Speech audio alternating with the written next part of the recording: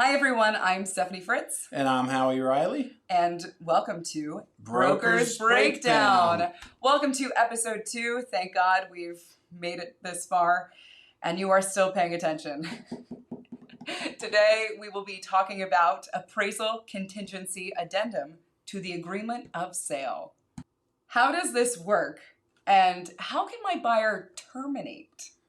Good question. Two good questions. For those of you that aren't aware, we do have a new appraisal contingency addendum. This has come about because of the current market that we're in.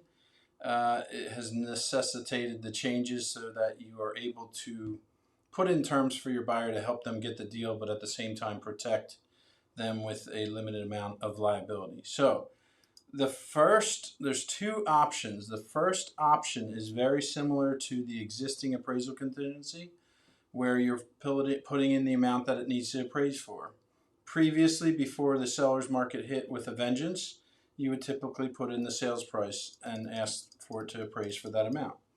In today's competitive market, you may want, as a strategy, to explain to your buyer to put in a lower amount. So let's say we have a sales price of $280, but you want to say that, hey, if it appraises for $260 or more, the buyer will still purchase the property.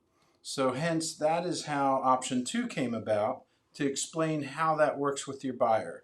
Because what we had was a lot of mismatched addendums being created that didn't close all the possibilities of what would happen. So option 2 is an attempt to resolve that, and it does it fairly well.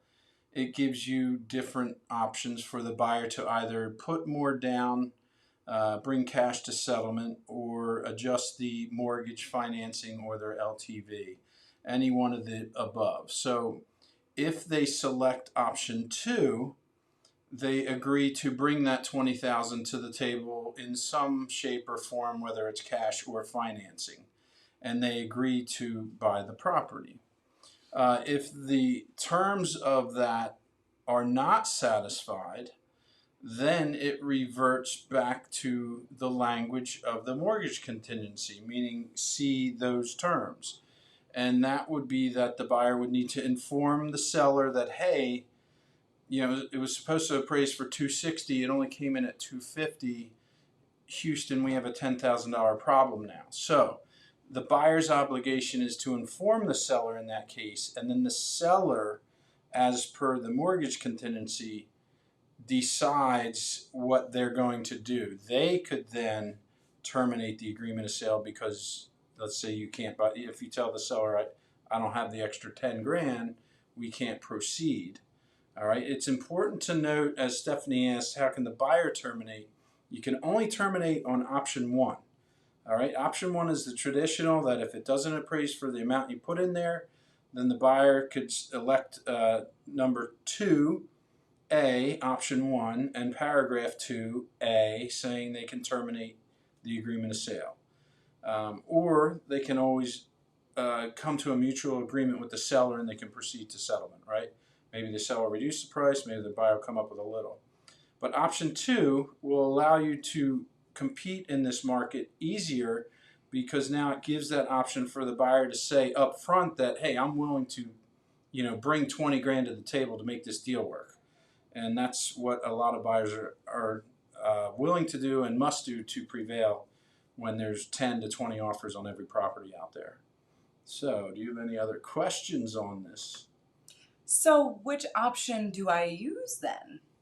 So if you have competing offers, your buyer, if they're going to use an appraisal contingency, should obviously select option 2 and make sure that they have that money if they're going to say, I'm willing to make up 20 grand. You don't want to have the problem where they don't have it, because now that's a huge problem, because they've committed to it and then they can't fulfill it and they could be in default of the contract. So I wanted to point another item out on option 2. It's what do we got here? Number 3. As I said, we were reverting back to the agreement of sale. We've had a recent issue with an attorney saying that this will prevail over the entire mortgage contingency. That is not the intent nor the language that says on paragraph 3. You know, it says that all the terms of the mortgage or financing contingency paragraph of the agreement of sale shall prevail. If you read the addendum in its entirety, it talks about the like terms that this is actually modifying. So what it's really referring to is the LTV or the loan amount. It does not negate the entire mortgage contingency. In fact, it says it basically enforces the terms of the contingency. So that's important to explain it properly to your buyers and your sellers so they know what's going on. So they don't end up, you know, in litigation. Do we have another question? Something about mortgage. Mortgage contingency. There's a mortgage contingency. Just whatever. I do. But is there part? There is another part. If you look at the top red, I don't know if I can point it out. Yeah, we can. Somehow. Oh yeah. Up top. We can roll up to the top. All the way up top. A little more. The way up. Maybe not. Right there. It says not to be used with FHA or VA financing.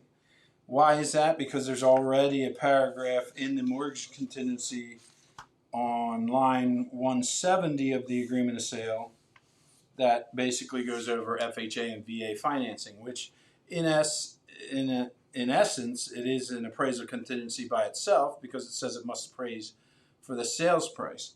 However, I want to point out that just because it says that for FHA and VA, it does not eliminate the possibility of the buyer putting more money down.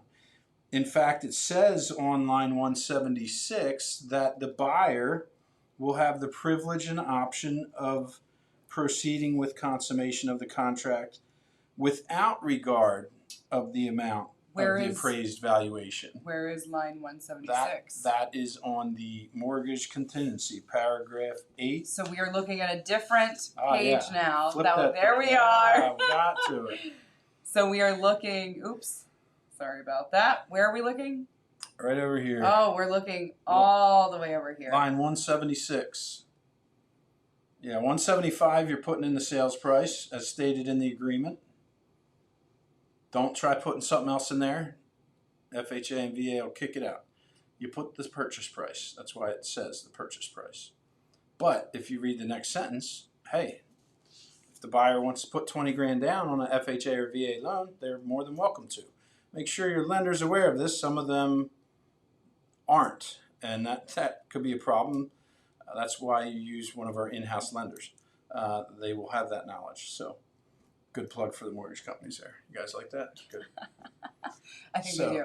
Anything else on these forms? I think I beat it up pretty good. If you have further questions, you know, if you're in the middle of a deal, a couple agents have reached out this week. We've worked through it, so don't be shy and to ask any questions because it is new for everyone. All right? Thank you. Great. Well, thanks again for tuning in.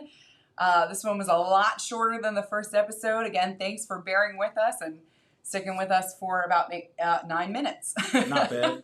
We'll try and get them down to 5, but we're working on it. Well, there's a lot of information that they need to know and a lot of questions. So I'm sure we had a lot of questions on the last video. We are recording this before releasing the first video. And I'm sure we'll have a lot of questions on this video as well. Please give us feedback, anything that you would like us to review. Us meaning Hallie, me meaning I'm going to stand here and ask the questions. You trying to get this to 10 minutes? No. Okay. All right. Well, before we reach 10 minutes, thank you again for joining us. And stay tuned for episode 3. Signing off.